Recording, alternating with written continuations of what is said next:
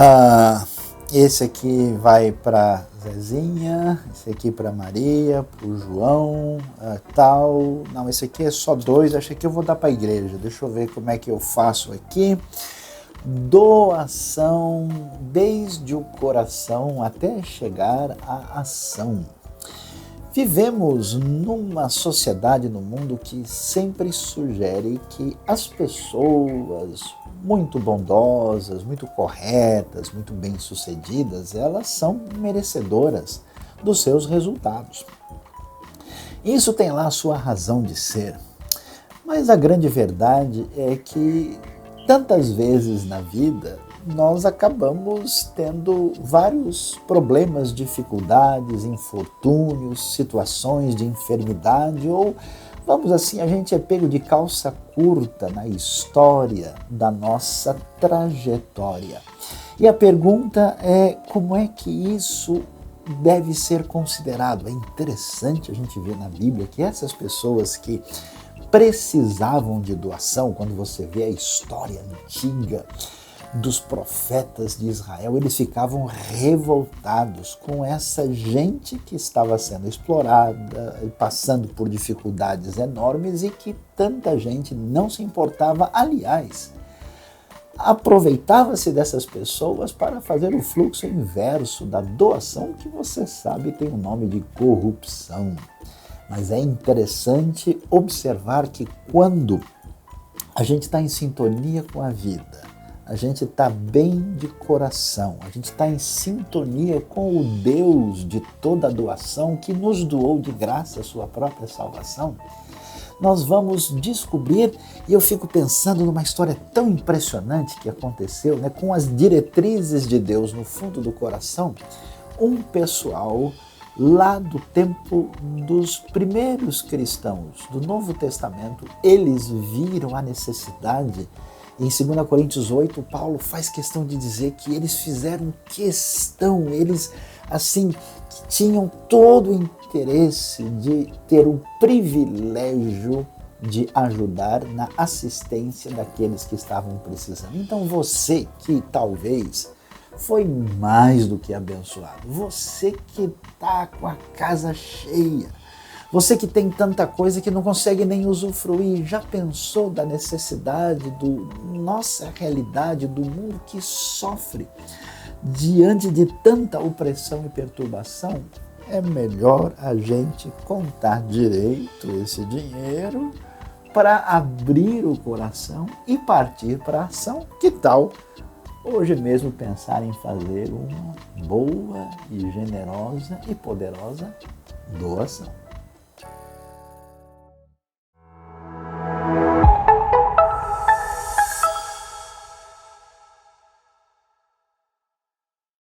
Olá, eu sou a Cade. Eu sou o Marcelo. Eu sou o Lucas. Eu sou o Gustavo.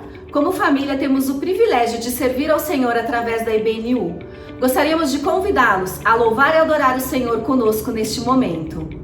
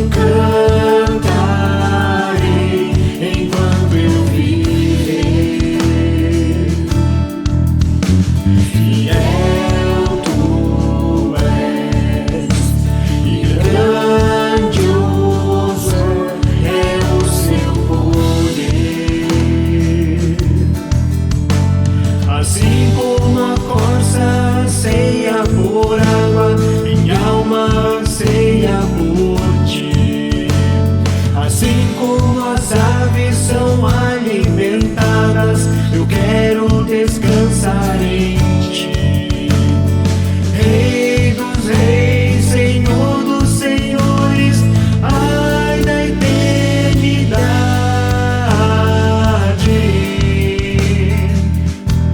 Jesus, todo ser que respira, louve a ti, toda criatura, louve a ti, das profundezas aos céus, louve a ti em todo tempo, só te vamos louvar, hoje e pra sempre, só te vamos louvar.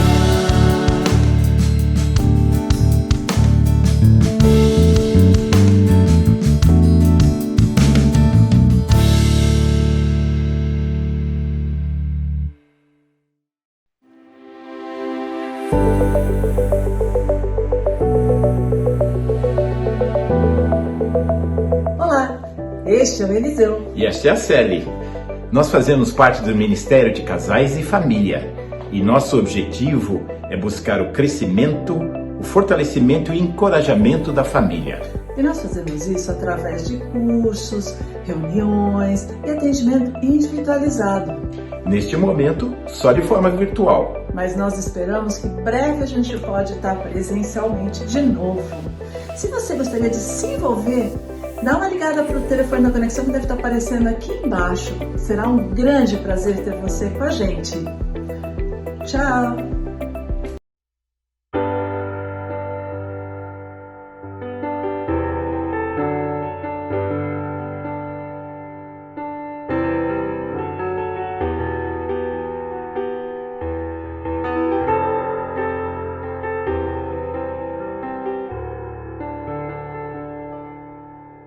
Tantas vezes tenho ouvido a tua voz, me chamando pra viver em comunhão.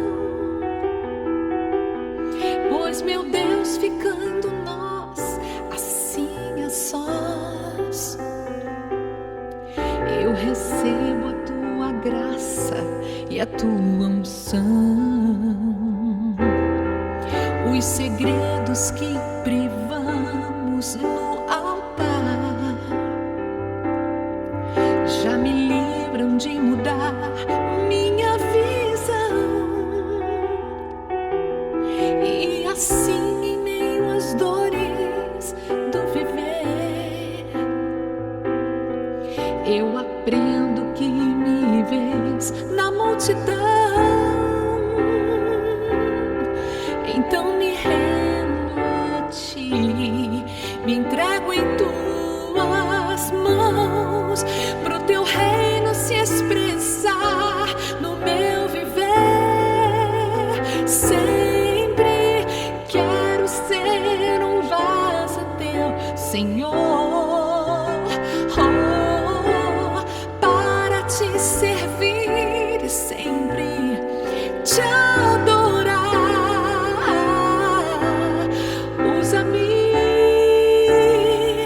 Dependo de ti. Quero ser um vaso santo para o teu louvor, um vaso de bênçãos.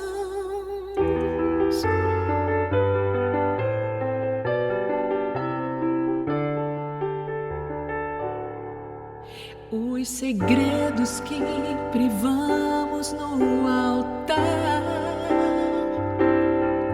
já me livram de mudar minha visão. E assim, em meio às dores do viver, eu aprendo que me vês na multidão. Então me rendo a ti. me entrego em tuas mãos, pro teu reino se expressar no meu viver. Sempre quero ser um vaso teu, Senhor, para te servir e sempre te adorar. Usa-me, dependo de ti. Quero ser um vaso santo para o teu louvor, um vaso de bênçãos. Quero ser um vaso teu, oh meu Senhor, para te servir e sempre te adorar. Usa-me, dependo de ti. Quero ser um vaso santo para o teu louvor, um vaso de bênçãos. Na, na, na, na, na, na, na, na, na. Um vaso de bênçãos, sim, eu quero ser, Senhor, um vaso de bênçãos.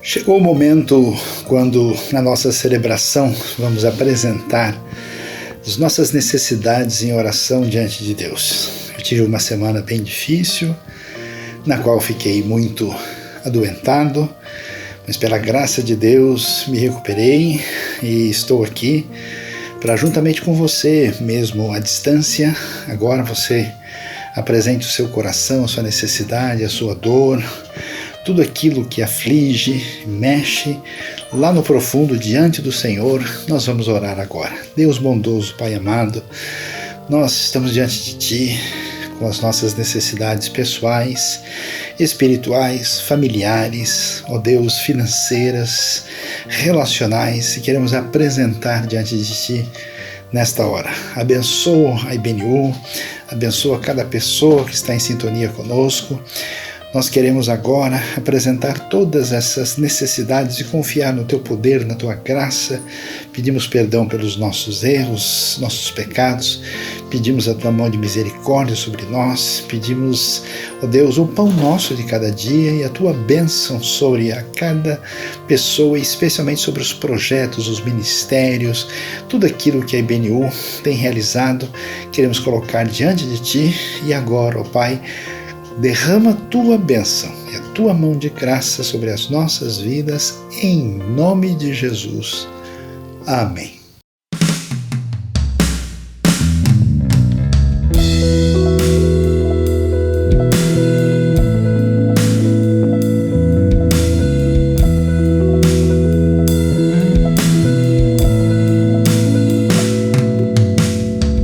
Sejas meu universo. Não quero dar-te só um pouco do meu tempo. Não quero dar-te um dia apenas da semana. Que sejas meu universo. Não quero dar-te as palavras como gotas.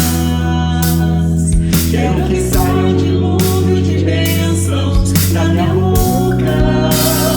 Que sejas meu universo.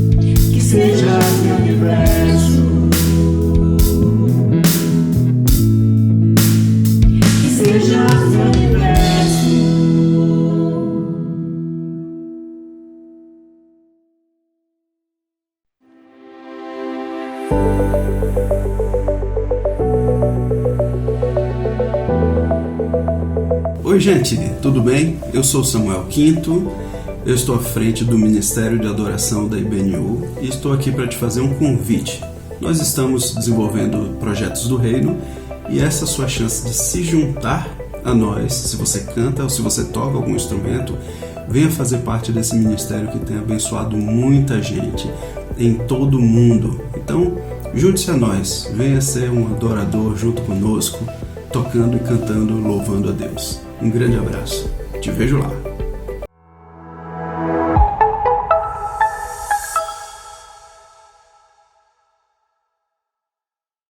Esse é o nosso momento de gratidão e apesar de todas as dificuldades, de todas as notícias tristes que nós temos acompanhado, então, nesses momentos, nesse período difícil, Deus tem colocado pessoas na minha vida, pessoa para caminhar junto, pessoa para me ajudar e para ser ajudada. Então tem sido um momento muito bom, momento de oração, momento de compartilhar, momento de servir. Isso tem sido bênção para a minha vida.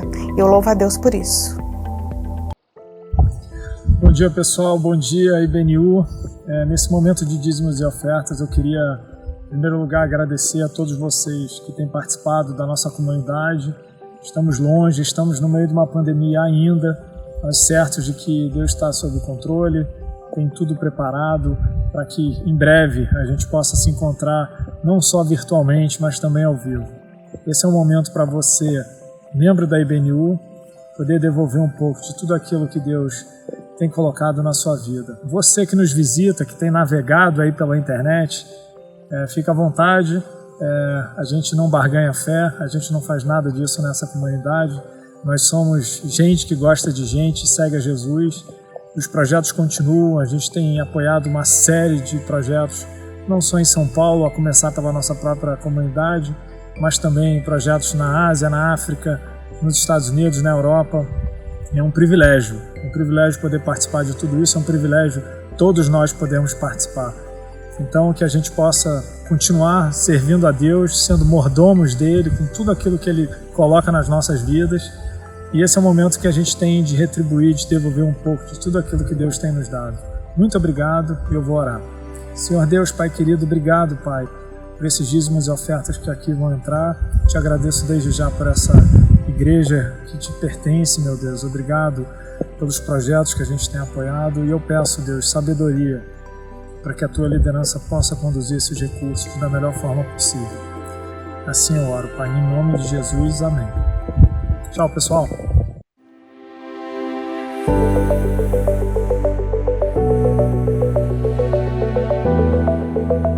Olá, sou Mara, líder de mulheres da IBNU. Eu quero convidar você para trabalhar conosco neste ministério. Temos projetos interessantes, é uma oportunidade de você servir ao reino conosco. Esperamos vocês. E se você quiser mais informações, ligue para o telefone da conexão que está colocado aqui. Esperamos vocês!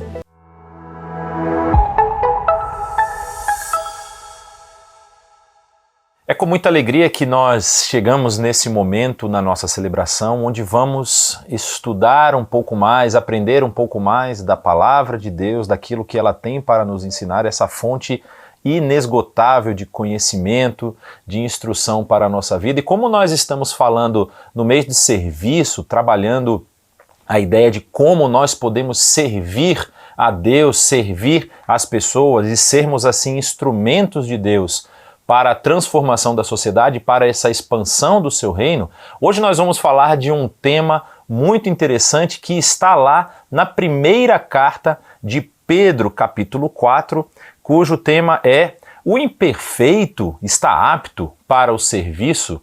E nós vamos ler aqui parte dessa carta do capítulo 4, onde Pedro ele nos dá algumas instruções a respeito de como nós devemos proceder e como nós devemos caminhar. Mas primeiro, antes de lermos o capítulo 4, vamos entender para quem que Pedro está escrevendo essa carta. O início da carta, capítulo 1, verso 1, diz: Pedro, apóstolo de Jesus Cristo, aos eleitos de Deus, peregrinos dispersos no Ponto, na Galácia, na Capadócia, na província da Ásia e na Bitínia, escolhidos de acordo com o pré-conhecimento de Deus Pai pela obra santificadora do Espírito para a obediência a Jesus Cristo e a aspersão do seu sangue, graça e paz lhes sejam multiplicadas. É interessante a gente ver que Pedro está escrevendo a carta para uma região que nós não temos nenhum relato a respeito de sua visita. Não há nenhum trecho do Novo Testamento que fale que Pedro esteve em nenhum desses lugares. Não é? Na verdade, o apóstolo Paulo ele vai mencionar uma visita de Pedro à igreja em Antioquia, quando lá na carta aos Gálatas, que o próprio apóstolo Paulo também escreveu, ele vai falar que teve que conversar com Pedro a respeito do seu comportamento. E aí isso chega no ponto inicial daquilo que eu quero explanar aqui, daquilo que eu quero falar com vocês hoje. E é esse ponto. Será que eu preciso esperar que Deus me torne um ser perfeito, um ser que não tem mais nenhum pecado, que não tem mais nenhuma falha, que não tem mais nenhum comportamento estranho para que eu venha começar a servir? Talvez essa seja a sua indagação. Talvez esse seja um problema que você tem enfrentado a respeito da sua vida, daquilo que você tem passado, daquilo que você tem vivido, e você pode estar achando, poxa, Deus não vai aceitar o meu serviço. Deus não vai aceitar que aquilo que eu faço esteja agradável aos seus olhos, porque eu tenho muitas imperfeições, eu tenho pensamentos ruins, eu tenho ações que são contrárias à vontade dele. Então, ele não vai aceitar o meu serviço. Será? Vamos estudar um pouquinho a respeito de Pedro e vamos falar um pouquinho também dessa carta. Pedro, quem é Pedro? Lembra lá no início, nos evangelhos, é narrado de formas diferentes, cada um tem uma narrativa diferente a respeito da chamada dos 12 discípulos. E Pedro, ele é um pescador. Pedro e Tiago e João, que são normalmente colocados juntos ali com relação aos 12 discípulos, eles são apresentados como aqueles que estão talvez mais próximos de Jesus durante a sua caminhada, durante o seu ministério. Pedro, Tiago e João estão ali trabalhando como pescadores. E é interessante nós entendermos o que isso significa para a época.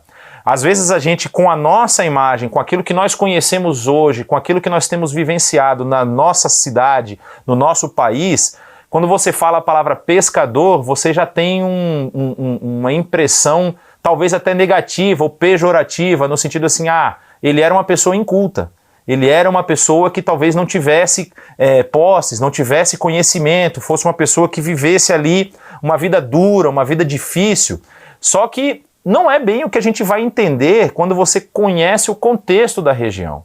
A região onde Pedro é chamado, a região ali próxima a Cafarnaum, é uma região que tem uma produção pesqueira muito famosa na época. Inclusive, documentos encontrados em Roma mostram que lá em Roma se vendia um tipo de peixe, que hoje nós sabemos que é a famosa tilápia de São Pedro, né, que é originário ali do Mar da Galileia, e esse peixe ele era salgado e conseguia fazer esse trajeto até a capital. Lá em Roma se comia o peixe que era pescado na Galileia. E tem outras passagens a respeito da pescaria, quando Pedro está pescando e ele chama outros barcos. Então muitos estudiosos falam que talvez a situação de Pedro e da família de Pedro ali na região da Galileia, do Mar da Galileia, da indústria pesqueira que estava sendo estabelecida, que já estava estabelecida ali, não era uma situação tão ruim. É bem possível que Pedro tivesse mais do que um barco,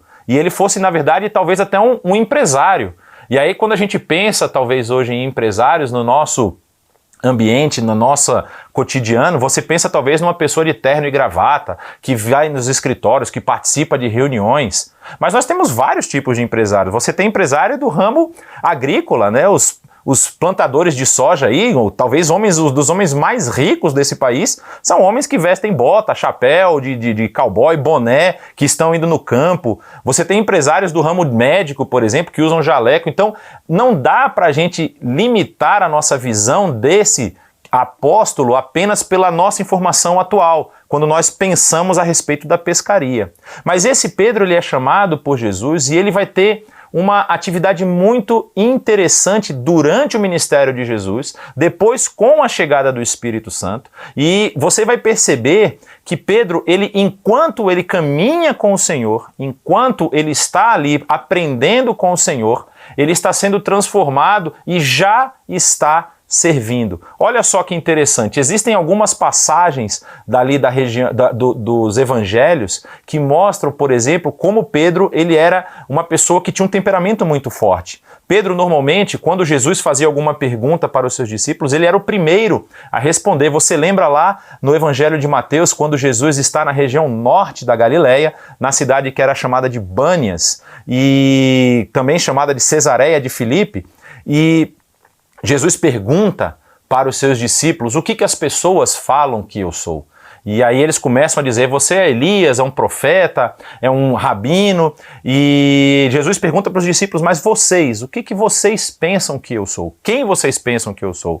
Pedro já é o primeiro a se colocar à frente e responder, tu és o Cristo, o Filho do Deus vivo. E Jesus faz aquela famosa declaração dizendo que tu és Pedro e sobre esta pedra eu edificarei a minha igreja. E é interessante que logo depois disso Jesus fala que ele vai ser crucificado, que ele vai passar por martírio, que ele vai passar por sofrimento, e Pedro fala, não, isso não vai acontecer, para de falar isso, Senhor. E ele é chamado de Satanás. Jesus fala, passa de mim, Satanás.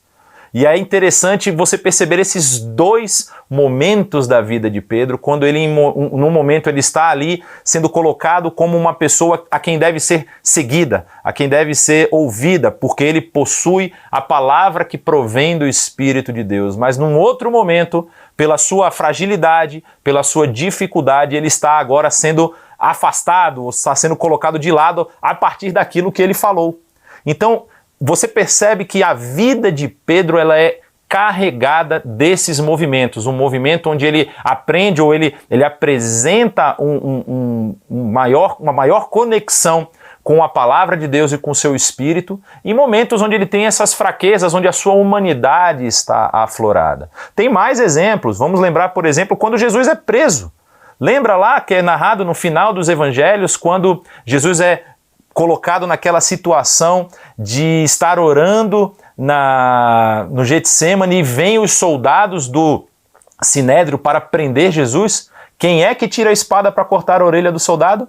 O nosso querido Pedro. Ele vai lá, decepa a orelha do soldado e é repreendido por isso.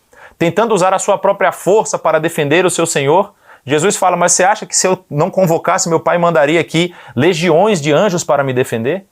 O que é isso, Pedro? Você não aprendeu nada nesses 3 anos que você caminhou comigo?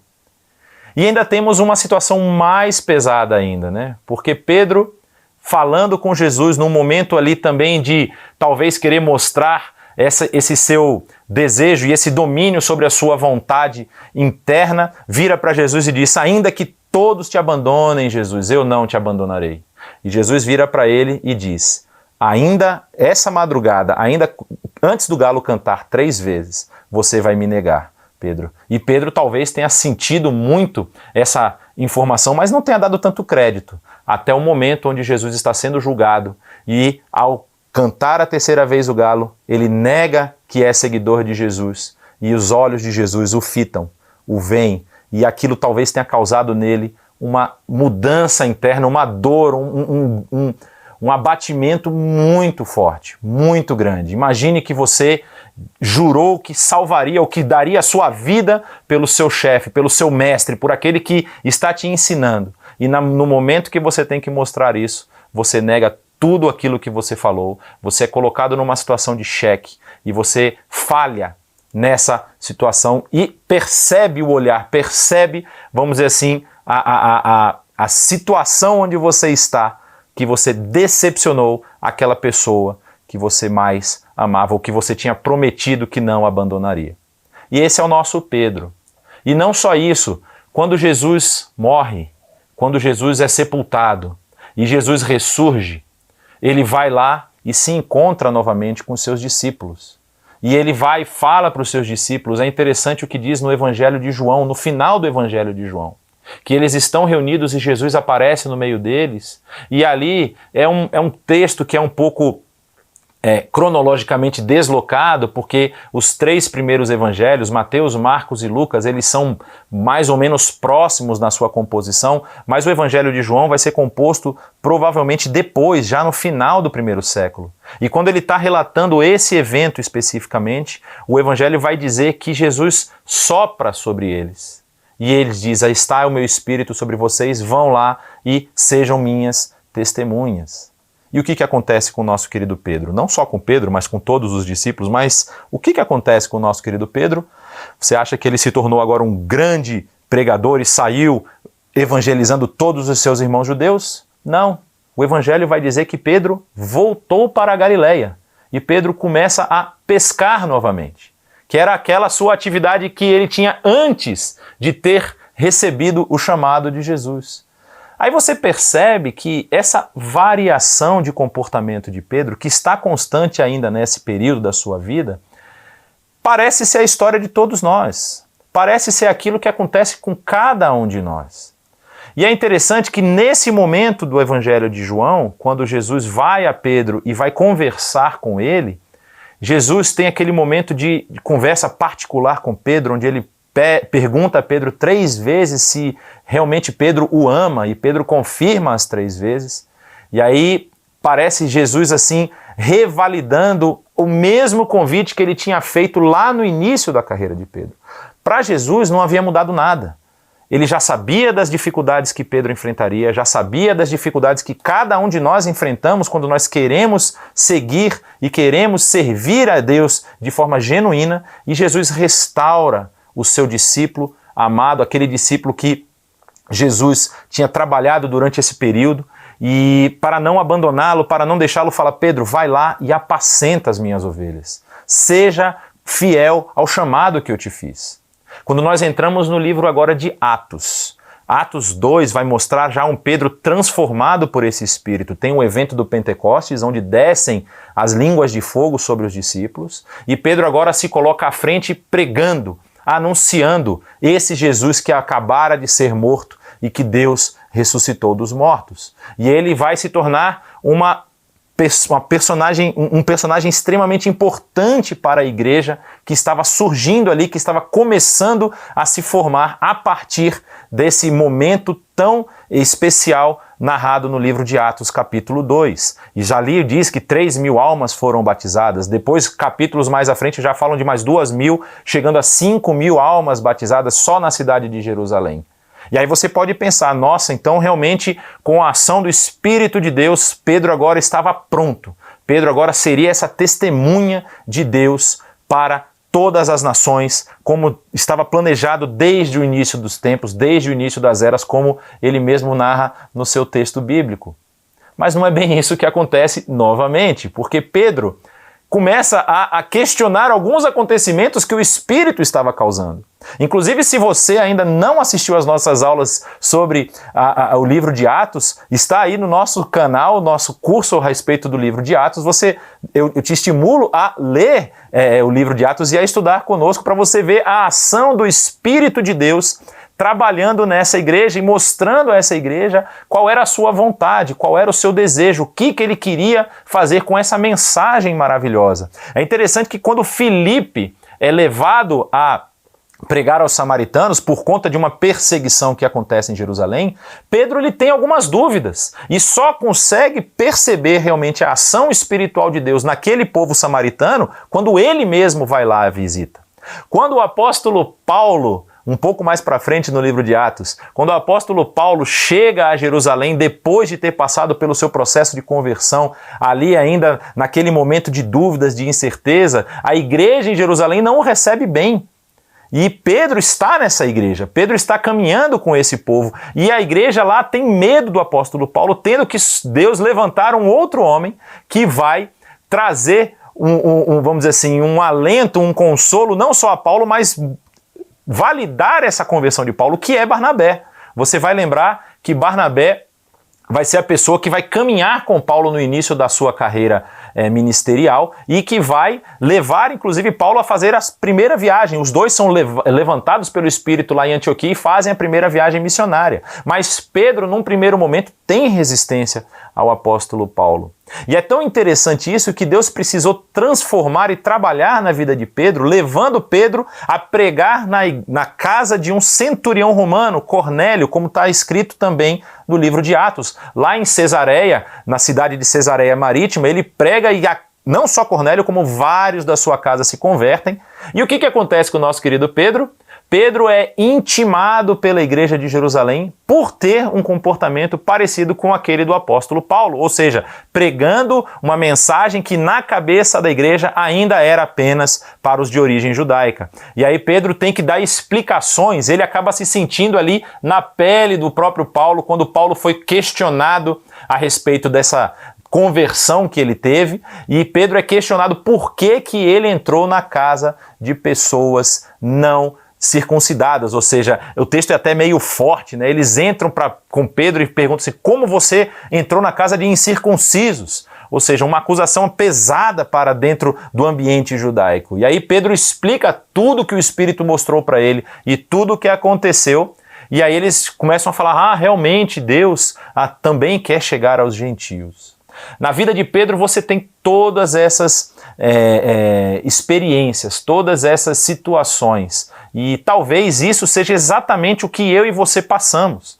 Nós temos momentos de força, momentos em que nós estamos próximos a Deus, momentos em que nós estamos prontos, aptos até para morrer pelo Evangelho, mas na hora que a morte vem, na hora que a morte chega, dá uma tremedeira nas pernas.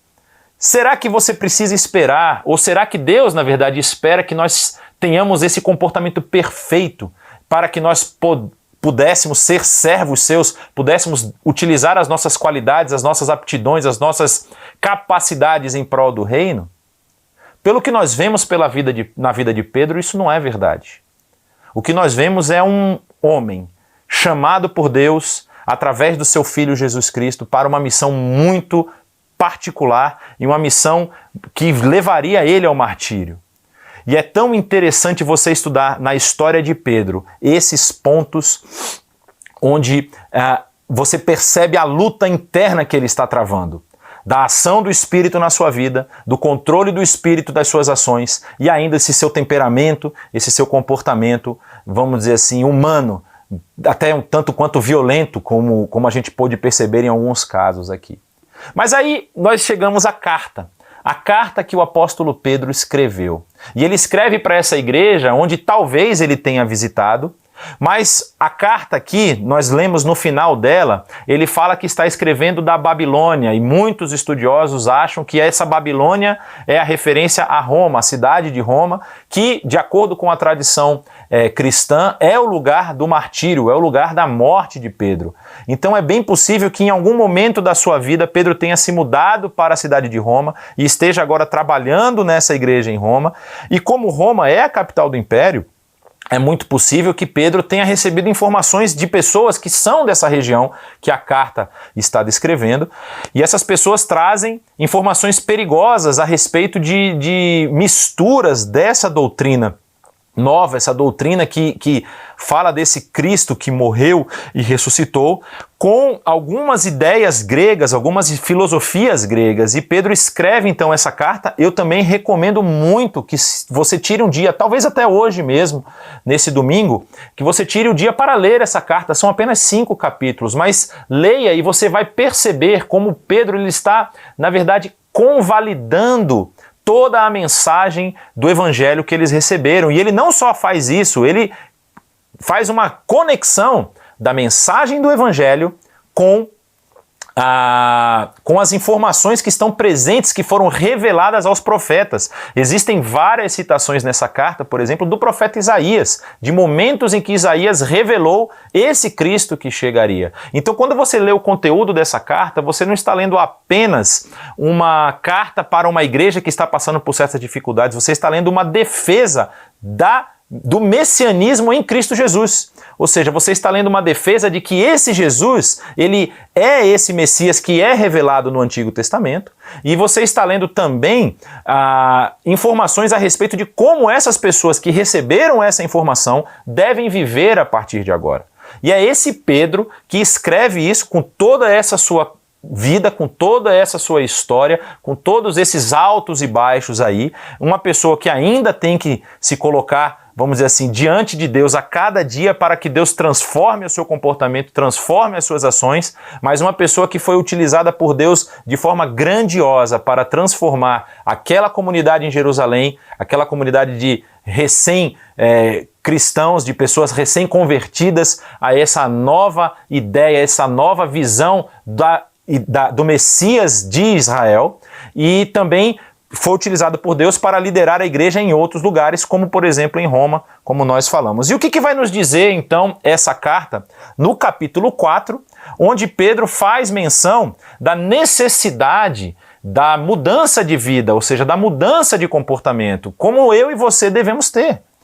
Como eu e você devemos avaliar aquilo que nós fazemos e ficar não mais de braços cruzados esperando que venha uma força etérea, uma força que vai transformar a gente até nós nos tornarmos pessoas ultra perfeitas que vamos agora poder servir a Deus. Não é isso que ele fala. Ele fala que nós devemos servir com aquilo que temos e sempre olhar para as nossas ações, se elas estão de acordo com essa mensagem que nós recebemos ou se elas ainda estão vinculadas aos nossos comportamentos anteriores. Olha o que diz a partir do capítulo 4. Portanto, uma vez que Cristo sofreu corporalmente, armem-se também do mesmo pensamento. Pois aquele que sofreu em seu corpo rompeu com o pecado, para que no tempo que lhe resta não viva mais para satisfazer a vontade satisfazer os maus desejos humanos, mas sim fazer a vontade de Deus. No passado, vocês já gastaram tempo suficiente fazendo o que agrada aos pagãos. Naquele tempo, vocês viviam em libertinagem, na sensualidade, nas bebedeiras, orgias e farras, e na idolatria repugnante. Eles acham estranho que vocês não se lancem com eles na mesma torrente de imoralidade, e por isso os insultam. Contudo, eles terão que prestar contas àquele que está pronto para julgar os vivos e os mortos. Por isso mesmo o evangelho foi pregado também a mortos, para que eles, mesmo julgados no corpo segundo os homens, vivam pelo Espírito segundo Deus. E aqui a gente faz uma pausa para poder explicar algumas coisas. Pedro está escrevendo para uma igreja ou para um corpo de igrejas, um corpo de comunidades, como nós lemos ali no capítulo 1, que estão no meio do território helênico, no meio do território onde havia sido domínio grego e agora era domínio romano. E esse território é um território de um panteísmo muito acelerado, muito forte. Existem templos de várias divindades, existem templos, por exemplo, de Diana, templo de Dionísio, templo de deuses que praticam, a forma de culto era muito relacionada a essas festas, essas orgias, essas coisas que o apóstolo Pedro está falando. E agora ele está lidando com pessoas que provavelmente viveram nesses ambientes, com pessoas que provavelmente tiveram passado, que estavam envolvidas com esse tipo de prática, e ele fala para essas pessoas: vocês têm que abandonar isso. Antes vocês perderam muito tempo com isso, mas agora vocês que receberam essa mensagem transformadora precisam aplicar a sua vida a viver de acordo com os preceitos de Cristo. E aqui, na carta, ele vem falando dessa comparação da morte de Cristo com a nossa morte para o pecado. Ele já fala dizendo isso. Quem morreu, aquele que morreu para o pecado, ou seja, sofreu no seu corpo e rompeu com o pecado, para que nesse tempo que lhe resta, ele não mais viva para satisfazer os maus desejos humanos. E é tão interessante você ouvir um Pedro falando isso. Como nós falamos, em vários momentos, talvez nesses rompantes de ira dele, nessas dúvidas a respeito de como se comportar, Pedro estava cedendo a esses desejos humanos. Pedro estava sendo influenciado ainda pela sua condição de homem caído. Mas o Espírito de Deus trabalhou na vida dele para que ele pudesse corrigir essa rota. E em nenhum momento Pedro parou de servir. Em nenhum momento Pedro falou: não, eu tive esse lapso agora, então eu realmente preciso tirar a mão aqui, eu preciso esperar que venha essa cura milagrosa. Não, ele, sabendo do seu erro, reconhecendo o seu comportamento negativo, ele se remove dele, ele se afasta dele e caminha em direção a Deus. E aí o texto vai dizer, por exemplo, a respeito desse que está pronto para julgar vivos e mortos. O texto vai falar de uma situação muito complicada que não é tão simples de explicar a respeito dessa morte de Cristo Jesus, onde ele vai e prega aos espíritos em prisão do período de Noé. Isso está lá no capítulo 3. E esse é um texto difícil de explicação, não cabe numa mensagem, isso na verdade caberia talvez numa aula a respeito disso, mas a questão importante aqui é você reconhecer e saber que realmente o Senhor que você serve, ele tem poder para julgar tanto vivos e mortos. Então quando você está pensando que talvez não seja tão ruim assim viver essa vida que estava sendo tratada aqui, muito cuidado. Ele faz vários alertas aqui. Uma coisa que eu não mencionei a respeito dessa carta é o período da sua escrita. É muito provável que, se Pedro escreveu essa carta de Roma, ele escreveu no período do imperador Nero, que foi um período em que Nero liberou ou agiu contra essa igreja que estava surgindo, contra os cristãos, de uma forma muito forte, muito veemente. Nero que começa, por exemplo, a matar cristãos no Coliseu, colocar para eles lutarem contra as feras, para eles serem queimados vivos. E inclusive existe um filme que é muito interessante a respeito desse período, que foi feito mais ou menos na década de 60, década de 70, chamado Quo Vadis, não é? Que é uma pergunta em latim para os discípulos, perguntando para onde você vai ou para onde está indo, não é? Que é como se fosse a história de um discípulo que estava fugindo de Roma nesse momento de perseguição. É um filme que vale a pena assistir porque ele é bem interessante e retrata de uma forma, vamos dizer assim, artística esse período da história aqui. E o que o texto vai continuar nos dizendo? Diz que o fim de todas as coisas está próximo. Portanto, sejam criteriosos e estejam alertas.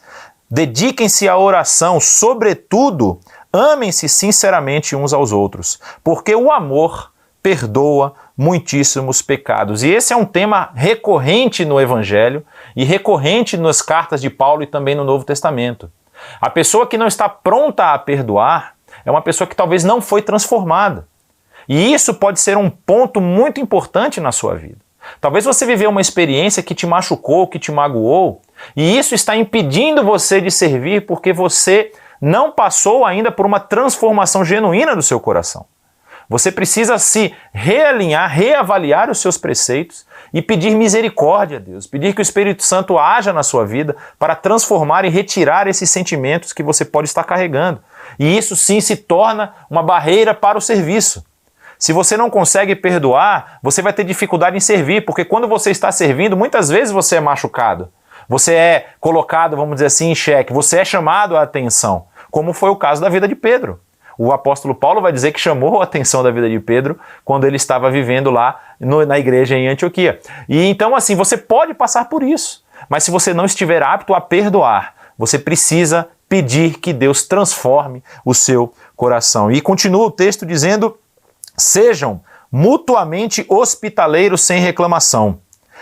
Cada um, olha que informação importante, que mensagem importante para vocês. Cada um exerça o dom que recebeu para servir os outros, administrando fielmente a graça de Deus em suas múltiplas formas. É um recado muito direto para a gente. Se alguém fala, faça-o como quem transmite a palavra de Deus. Se alguém serve, faça-o com a força que Deus provê, de forma que em todas as coisas Deus seja glorificado, mediante Jesus Cristo, a quem sejam a glória e o poder para todos sempre. Amém. Nós estamos no mês de serviço, analisando de várias formas e de vários ângulos o que é esse servir. Nós já vimos que o serviço ele pode estar na forma de uma dedicação, dedicar a alguém, dedicar ao seu filho, dedicar a sua própria vida.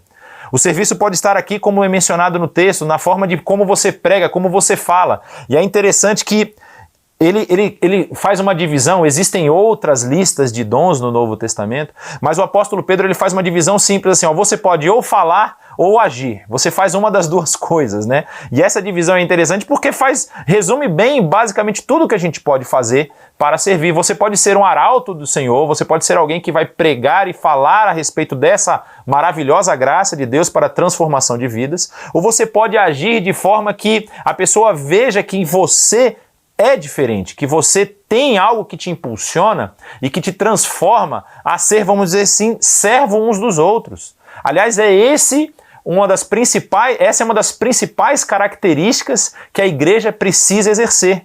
Esse serviço mútuo, esse serviço entre um e outro, para que as pessoas vejam as obras e glorifiquem a Deus que está nos céus. Então, quando você é colocado diante dessa situação de como você vai servir, saiba que Deus tem dons de uma multiforma, né? Como ele fala aqui, se alguém fala um pouco antes, cada um exerce o dom que recebeu para servir aos outros. É interessante, ele fala assim, cada um exerça o dom que recebeu. Não é do tipo, se você recebeu um dom, você deve servir. Não, meu querido, Deus com certeza te colocou alguma coisa em você que você pode utilizar no serviço do reino. E ele diz que esse dom, ele precisa ser administrado, ou seja, você não pode fazer como muitas das parábolas que Jesus contava lá, né, daquele servo que pegava o talento, pegava aquilo que tinha recebido e enterrava. Não, você tem que administrar isso, fazer isso crescer, fazer isso florescer, porque através da sua ação, através daquilo que você tem feito, daquilo que você pode fazer, na verdade, você pode abençoar muitas vidas. Então não existe vamos dizer assim, um momento certo para servir. O momento certo para servir é agora. O momento certo para servir é reconhecer essa ação de Deus na sua vida e colocar aquilo que Deus te deu de dom e de talento para transformar o mundo que está ao seu redor. E ele vai fazer isso de inúmeras formas, dessa multiforme graça, como está escrito aqui no texto de Pedro. E aí, finalizando esse capítulo, ele vai novamente nos alertar a respeito dos dias que nós estamos vivendo. Amados, não se surpreendam com o fogo que surge entre vocês para os provar, como se algo estranho lhes estivesse acontecendo. Mas alegrem-se à medida que participam dos sofrimentos de Cristo, para que vocês também, quando a sua glória for revelada, vocês exultem com grande alegria.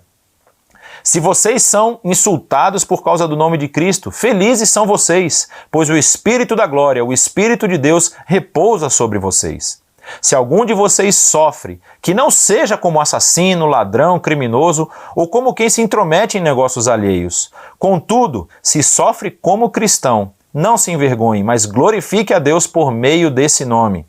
Pois chegou a hora de começar o julgamento pela casa de Deus. E se começa primeiro conosco, qual será o fim daqueles que não obedecem ao Evangelho de Deus? E, se ao justo é difícil ser salvo, que será do ímpio e pecador?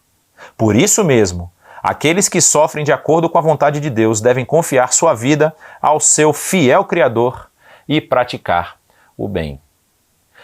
Essa é uma mensagem muito impactante para nós, principalmente nos dias em que nós estamos vivendo. Ser cristão hoje está novamente se tornando motivo de chacota, está se tornando motivo de zombaria, está se tornando motivo de questionamentos muito, vamos dizer assim, infindáveis e questionamentos a respeito das ações desse cristianismo na nossa sociedade.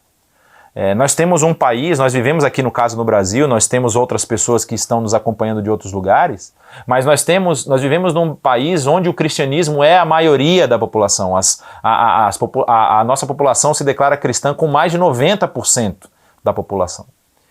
E aí quando nós chegamos na situação em que nós vivemos, com as dificuldades a respeito dessa pandemia que nós estamos enfrentando, e com todas as decisões que têm sido tomadas, muitas pessoas têm levantado, é isso que é ser cristão? É isso que é apresentar essa vida diferente que vocês falam? Claro que não. Nós não temos nada a ver com política, nós não temos nada a ver com as ações dos políticos, nós temos a ver com o que o Evangelho, o que a palavra de Deus coloca diante de nós.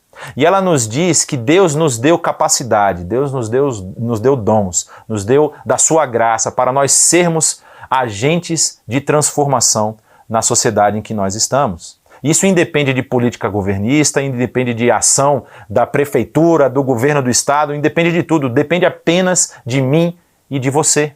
Depende de nós colocarmos a nossa vida à disposição. E como a gente falou no início, não precisamos estar perfeitos para fazer isso. O próprio apóstolo Pedro, para mim, é um exemplo claro de um homem que tinha suas dificuldades, de um homem que enfrentou muitas adversidades na sua vida, mas nunca deixou de que esse desejo se apagasse. É claro que a ação do Espírito Santo na vida dele também tem um papel importante, e ela tem um papel importante na minha vida e na sua. Quando nós lemos esse trecho final aqui, é bem interessante quando ele diz: se você sofre, que não sofra por ser um assassino, por ser um ladrão, por ser um criminoso, como quem se intromete em negócios alheios, que não seja por nada que não diga a respeito à vida cristã que você deve ter. Esse sofrimento faz parte dessa vida que nós estamos vivendo.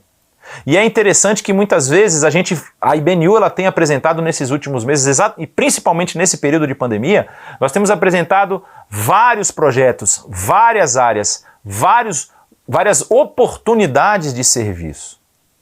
E aí eu pergunto a você que está me acompanhando, algum desses tem mexido com você? Alguma dessas coisas que a IBNU tem feito tem tocado o seu coração? E essa pergunta vem com uma segunda pergunta. Se não tem tocado, será que você realmente foi transformado por essa palavra?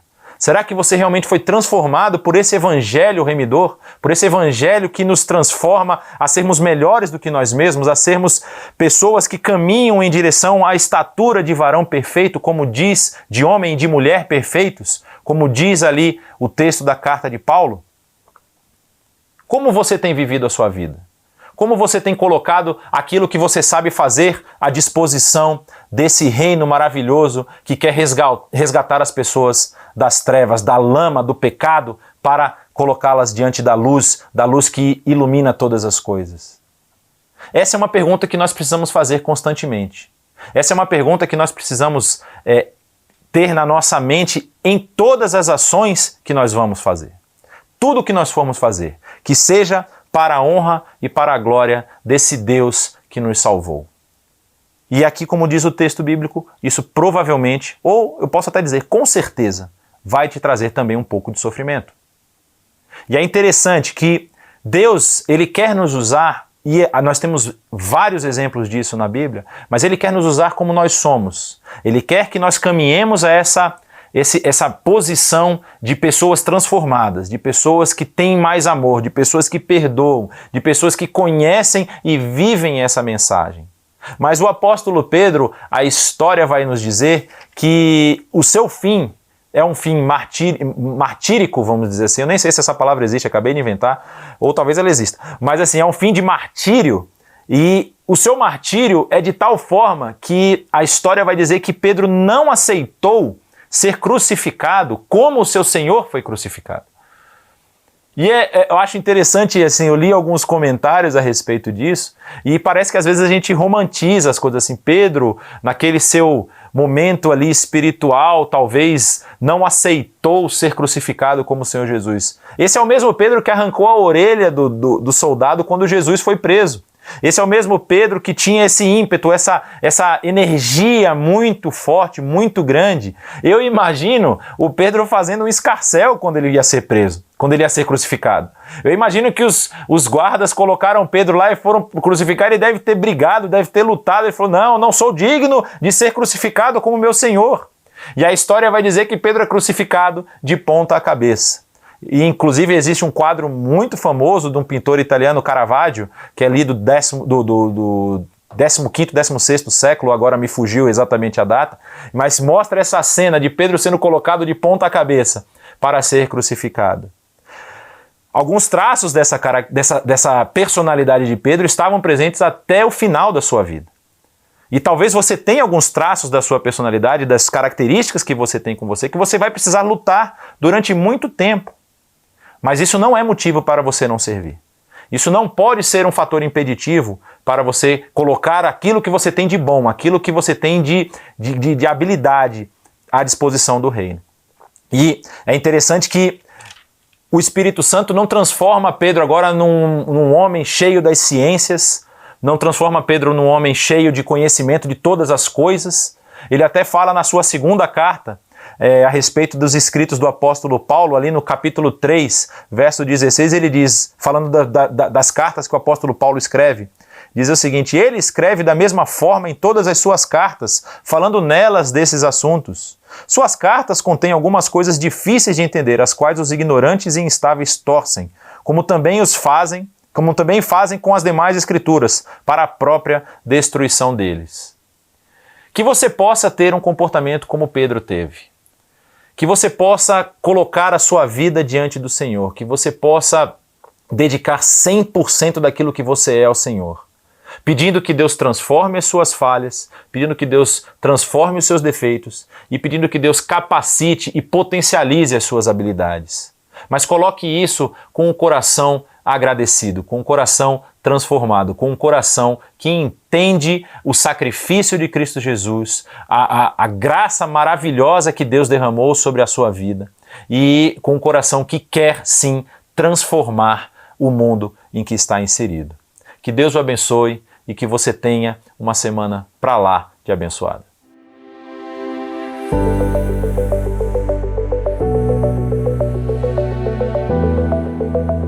Olá, eu sou o Edilean e eu quero falar com você um pouquinho sobre o Projetos do Reino referente ao Ministério dos Adolescentes e Pré-Adolescentes. Nós temos um tempo bem especial com eles todas as semanas, todo domingo, na verdade, às 11h30 da manhã. Você já deve ter recebido até mesmo a mensagem da conexão com o nosso Discord. O Discord é uma plataforma muito especial onde nos encontramos, podemos ter o nosso tempo de estudo, ter o tempo de bate-papo e também um tempo de jogos, um tempo de atividades. Então esse é o ministério que durante esse tempo de pandemia temos conseguido fazer com os adolescentes e os pré-adolescentes. E eu quero convidar você a participar desse ministério. Nós precisamos sim de pessoas para nos ajudar nos estudos, no envolvimento com os adolescentes durante a semana, mandando mensagens, orando por eles. E também, quem sabe, quando assim tivermos já a disponibilidade de nos encontrarmos novamente, um lugar para poder termos atividades com eles. De repente você tem aí uma casa grande, um espaço gostoso, onde pode receber os adolescentes, ter um tempo para eles brincarem, tempo para a gente ter tempo de comunhão e atividades. Isso vai ser muito, muito especial para a gente. Então, se você quer conhecer mais do Ministério dos Adolescentes e Pré-Adolescentes, entre em contato comigo, vamos conversar e você pode fazer parte desse grande ministério.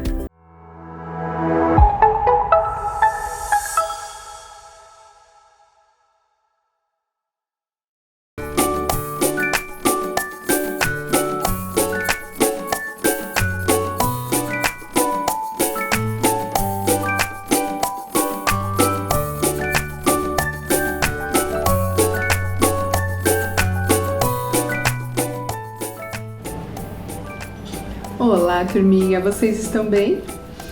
Olha, estamos conversando sobre servir, por isso não poderíamos deixar de falar do maior exemplo de servo, Jesus Cristo. Pois é, Jesus, através de sua vida, mostrou como é importante ter essa disposição em servir. E ele mostrou de uma maneira prática por várias e várias vezes. Mas vou te contar uma vez, olha só o que aconteceu. Jesus estava reunido com os seus discípulos. Naquela época, as pessoas tinham o costume de lavar os pés das pessoas que chegavam. E quem fazia isso não era a pessoa mais importante. E olha só, Jesus colocou uma toalha em volta da sua cintura. E ele mesmo, o Filho de Deus, lavou os pés dos seus discípulos. Como assim? Jesus lavando os pés dos discípulos? Teria que ser o contrário? Pois é. Mas ele deu o exemplo para nós. E ele disse isso, que nós deveríamos fazer assim como ele fez. Deveríamos seguir o seu exemplo. Então, vamos mostrar que nós queremos seguir a Jesus de todo o coração. Vamos servi-lo de todo o coração. Vamos pedir que ele nos ajude. Vamos lá? Querido Deus, nós queremos imitar a Jesus. E uma dessas maneiras é servir. Assim como Jesus serviu, nós também queremos servir com amor uns aos outros. Nos ajude, Deus. Em nome de Jesus, amém. Muito bem, queridos. Desejamos a vocês uma semana muito abençoada. E olha, fiquem ligadinhos, porque com certeza vão aparecer muitas oportunidades para você e eu servirmos de todo o coração. Tchau, queridos, Deus abençoe e até a próxima.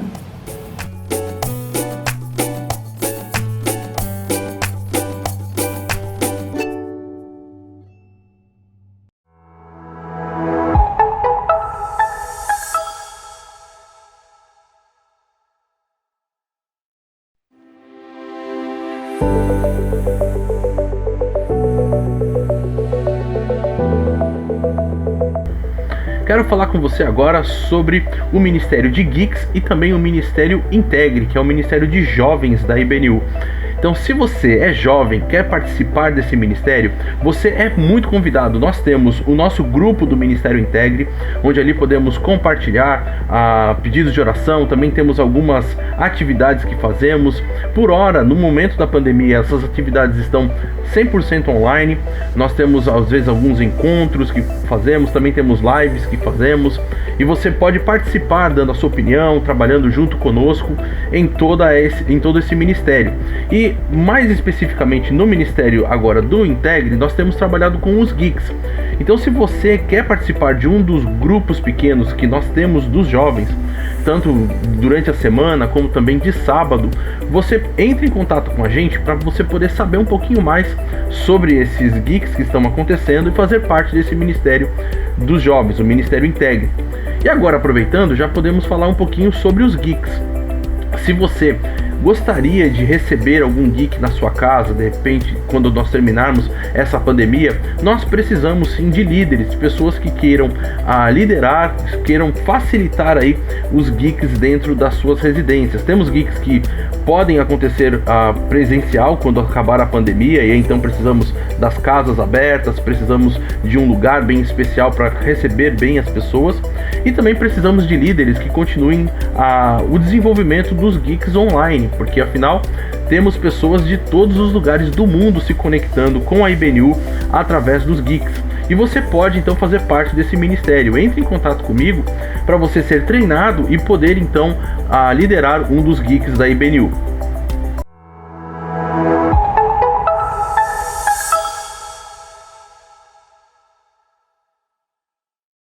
Essa semana se iniciam 2 novas disciplinas no nosso curso de Teologia Missional, mas num novo horário. Quinta-feira, às 19h30, nós teremos a disciplina Eclesiologia Digital, comigo, professor Jonatas, e teremos vários outros professores, a depender do assunto que nós formos tratar naquela semana. E aos sábados, aí no mesmo horário, sábado 19 horas, teremos uma nova disciplina, a disciplina Alcançando a Nova Geração, com a professora Ana Bedix. Então não deixe de acompanhar, essa semana já começam as novas aulas, e se você quiser, você pode se inscrever na Faculdade Teológica e você vai ganhar um certificado válido por uma instituição credenciada no MEC. Então, entre em contato conosco para mais informações. Agradecemos a sua participação aqui na nossa celebração e pedimos que você distribua, compartilhe esse conteúdo e todos os outros conteúdos que a IBNU tem desenvolvido com todas as pessoas que você conhece, seus amigos, familiares, para que essa mensagem e esse conteúdo possa abençoar vidas. Também te pedimos para se inscrever, tanto nesse canal aqui do YouTube, como nos outros canais do Instagram e do Facebook, e você pode também ativar aí o sininho do YouTube para poder não perder nenhuma das nossas notificações. Que Deus o abençoe e que a sua semana seja coberta da graça de Deus. Até a semana que vem.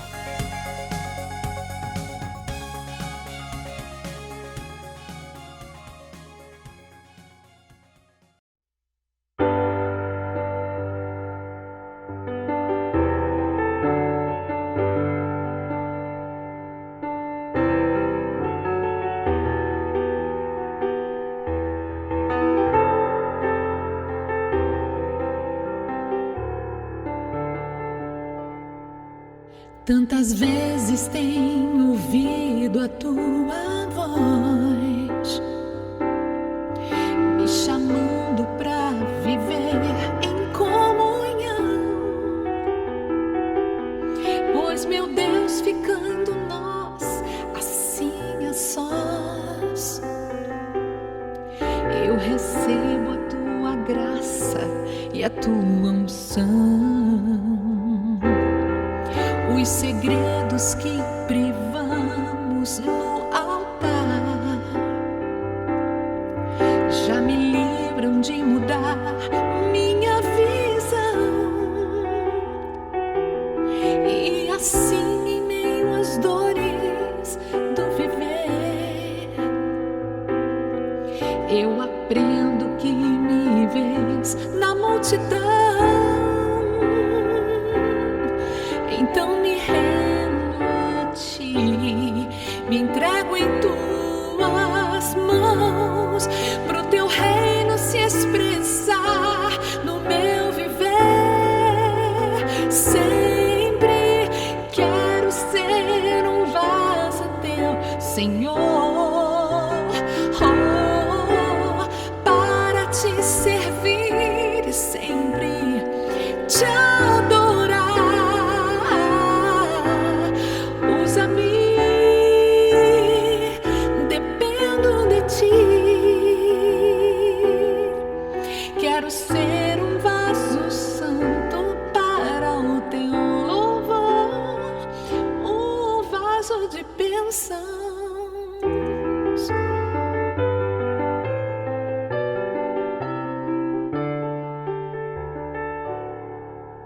Os segredos que privamos no altar já me livram